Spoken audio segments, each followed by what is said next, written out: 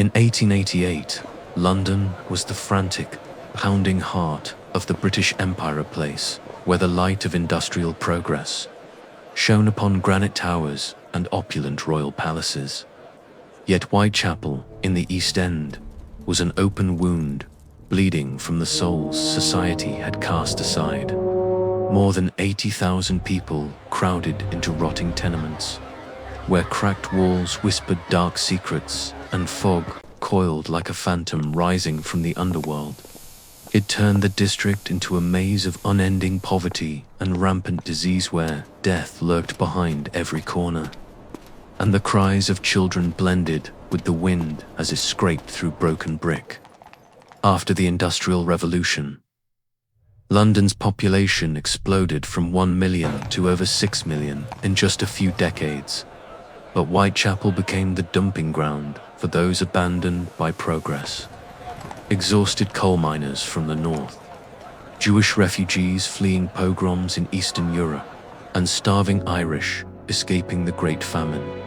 They huddled in rookeries, slum districts like Flower and Dean Street where each acre held 200 souls, the air thick with the rank stench of refuse and dead animals floating down the Thames. This was not life. It was a slow, suffocating existence, Get 'em while they're hot. where hope was We'll have two devoured of the by meat pies, darkness if you itself, Right you are, ma'am. population Tuppence each. explosion, and unending poverty, where souls were consumed with We must population find a way to density, make enough for a peaking hot at meal 200 tonight. people per acre. Thousands of women were driven into prostitution, an estimated 1,200 shadows, drifting beneath flickering gas lamps, selling their bodies for a crust of moldy bread. Children crawled across the damp cobblestones, their eyes glowing like dying embers before fading for good. Unemployment soared to 30%, turning Whitechapel into a living hell, where an average of 28 murders a year stained pub floors with blood spilled during drunken brawls, and whispered conspiracies fermented inside cramped tenement rooms, Fresh apples, where lovely whole pears. families slept Get your together, fruit right here. like Penny a piece. corpses in a mass grave waiting for darkness to claim them. Cholera and tuberculosis spread like a curse, killing thousands each year, with child mortality reaching 50% before the age of 5. The workhouses, the final destination for the desperate or families, apart and forced them into backbreaking labor beneath cold stone roofs, where death arrived slowly, like the fog that never lifted. Contemporary newspapers, such as the Pall Mall Gazette, described Whitechapel as a hell so wretched that even the devil hesitates to enter. Women like Marianne, Nichols, and Annie Chapman, future victims of the RIPPER, wandered in despair, their bodies reduced to cheap commodities, beneath the unstable glow of gaslight, police, and the futility in the fog, where justice faded away. The Metropolitan Police, only 2,100 men, for more than 6 million citizens, drifted helplessly through the fog. Crime flourished in the slums like Flower and Dean Street, a terra incognita of vice, where gangs stalked like demons in the dark, while the Thames exhaled the stink of decay, an omen of a society rotting from within. There was no clean water, no proper sewage, only heaps of filth and the sound of unseen footsteps. Every alley was a death trap. Under Sir Charles Warren, officers patrolled with dim lanterns, lost in the maze of streets. In 1888, they faced thousands of robberies, assaults, and killings, from drunken disputes to calculated murders, yet lacked the means to solve them.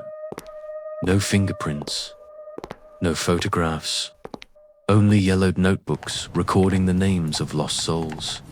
The press called them ghosts wandering through the fog, while gangs like the High Rip commanded the shadows. In Whitechapel, justice did not die with a scream, it merely disappeared. A contemporary quote from the Times captured the horror.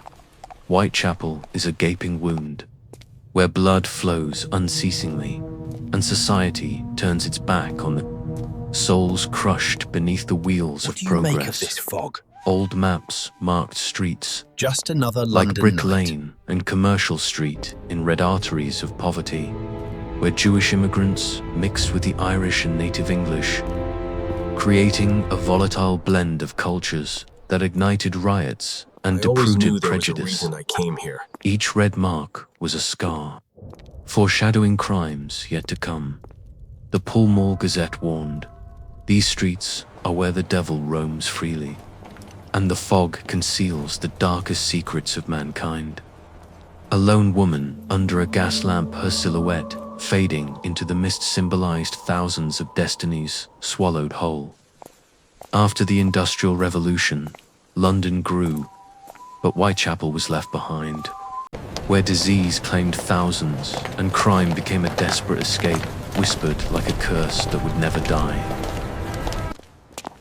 In the damp, cobblestone streets of London in 1888, where the fog rose like the breath of death from the polluted River Thames, history whispered curses from the deepest pit of hell. Whitechapel was not a district. It was a living corpse, where souls were crushed beneath the wheel of the empire, and darkness lurked like cold fingers brushing against bare skin. Let history slowly turn the yellowed pages of police records, where each name is a slash through the night, vivid enough for you to hear blood dripping onto stone, chilling enough for the cold to seep into your marrow. This chapter stretched longer to let the silence linger. 7 to 10 minutes of frozen dread digs deeper into the lost souls, unfolding the cases like layers of fog gradually pulling back, where darkness begins to swallow everything, as cold as an eternal curse from a forgotten grave. They were not names etched into legend from the start. They were souls erased by Victorian society long before a knife ever touched their flesh, living in the quiet misery of survival, where poverty was a never-ending curse. The canonical 5 victims, women pushed into the shadows of Whitechapel, represented thousands of forgotten fates, where prostitution was not a choice, but the final escape from starvation and the slow death brought by spreading disease. Mary Ann Nichols, born in 1845 at Dawes Court, once a wife to a printer named William Nichols, mother of 5, but alcoholism and unemployment drove her into the streets, wandering through grim taverns like George Yard and Thrall Street, where she slept among dozens of others in mold-infested lodgings for just a few pennies.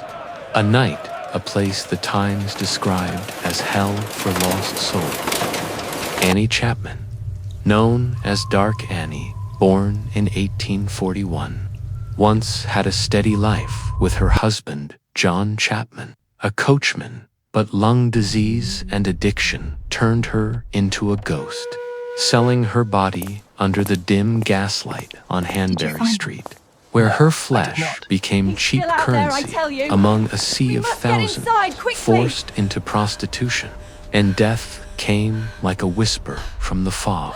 Elizabeth Stride, born in Sweden in 1843, fled a broken marriage with John Thomas Stride, surviving in workhouses like Flower and Dean, where she stitched clothes for a fragile living.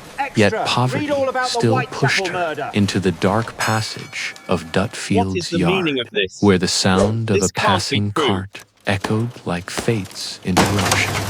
Catherine Edos, born in 1842, nicknamed Kate Conway, once a street singer in Wolverhampton, but alcohol and misfortune turned her into a wanderer of Mitre Square, arrested for drunkenness only hours before her murder. She slept in filthy lodging houses, where she shared beds with complete strangers, and Mary Jane Kelly, the youngest victim, born in 1863, with fiery red hair and an Irish singing voice from Limerick, once clung to a fragile hope at Cooley's lodging house, but poverty and prostitution forced her into a decaying room at Miller's Court, where she sang folk songs to bury the memories of a life abandoned. These women, labeled as fallen women, existed in a hell crafted by gender injustice, where Victorian law protected men while condemning women to silence, and death came slowly, like fog rolling over the city. The Pall Mall Gazette described them as victims of a rotting system, trapped in a society that only noticed them once they were butchered. The lost souls did not die only under the blade. They perished in the silence of a decaying society where poverty and gender injustice were eternal curses, spreading fear like a plague across all of London. After the murder of Mary Jane Kelly, Whitechapel became a living graveyard, with thousands of women wandering in terror, locking their windows and avoiding dark alleys. Yet the darkness still whispered through the cracked walls. Newspapers such as the Times and the Pall Mall Gazette amplified the nightmare, publishing vivid accounts of Leather Apron, the phantom in a leather apron, which sparked anti-Jewish riots as mobs burned shops along Brick Lane, suspecting immigrants to be the predators. The fear did not stop in East London. It reached the Royal Palace itself, where Queen Victoria sent a letter to Prime Minister Salisbury urging belated social reforms. But souls like Nichols or Chapman remained forgotten, mere faded names in the yellowed police records. The killing spree was not confined to the 5 canonical victims. It spread through other specters within the chain of the 11 Whitechapel murders, like loose scars hinting at a deeper, greater darkness. Right here in the alley. Emma Smith, attacked by the High Rip Gang on April 3rd, died from internal injuries at the London hospital, an act of street brutality that could be connected to the Ripper through its savagery, though police recorded it merely as a common assault. Martha Tabram stabbed 39 times on August 7th at George Yard Buildings, bore wounds so deep they suggested anatomical knowledge. Yet her murder was dismissed as a separate case due to the absence of mutilation. Rose Milet, strangled on December 20th at Clark's Yard, was initially believed to have taken her own life, until forensic evidence revealed marks of violence, spreading suspicion once more toward the Ripper. Alice Mackenzie, her throat cut on July 17, 1889, in Castle Alley, showed shallow abdominal incisions that echoed the same brutality. And the Pinchin Street torso, a headless body found beneath a railway arch on September 10, 1889, was part of the Thames torso murders. Gasp! Its precise incisions like whispers from the abyss. These cases, blurred by time, remind us that the Ripper was only the tip of a vast criminal iceberg, a world where poverty fed countless curses. The press did not merely record events, it magnified the darkness, a curse spreading through every yellowed page. The horror of the murders did not end in Whitechapel. It rippled outward through the contemporary press. The Illustrated Police News, with its chilling, woodcut illustrations of the crime scenes, transformed the Ripper into an infernal legend. Sensational articles, some based on forged letters, like the infamous Dear Boss, written by journalists themselves, spread fear to millions of readers, inciting anti-Jewish riots on Commercial Street, where mobs burned shops in suspicion of immigrants. Victorian society, steeped in gender prejudice, labeled the victims as fallen women. Yet the murders forced belated reforms, the formation of the Vigilance Committee to patrol the alleys, and Queen Victoria herself writing to the Prime Minister, urging improvements to street lighting. Still, fear seeped deep into the bones of the East End. Thousands of women avoided the streets after dusk, while papers like the East London Advertiser describe Whitechapel is a living graveyard where darkness devours all hope. Interview with a sociologist recreated. These murders did not merely take lives, they exposed the fractures within the empire and the silence that allowed them to spread. The cases left behind faint traces, whispers from hell itself. The Dear Boss letter sent to the Central News Agency on September 27th and signed Jack the Ripper contained the chilling promise to clip the lady's ears off, though largely believed to have been fabricated by overzealous journalists. It gave birth to the legendary name, the From Hell letter sent to George Lusk of the Vigilance Committee on October 16th, arrived with half a human kidney preserved in alcohol. In trembling handwriting, it read, "From hell, Mr. Lusk, sir. I send you half the kidney I took from one woman," suggesting the anatomical knowledge of a calculated predator. The saucy Jackie postcard, dated October 1st, predicted the double event, flaunting a boldness that blurred the line between myth and confession. Yet most of these clues were false. The police received hundreds of forged letters every week. Still, these messages, dimmed by time, remain like cold taunts from the grave. Catch me when you can.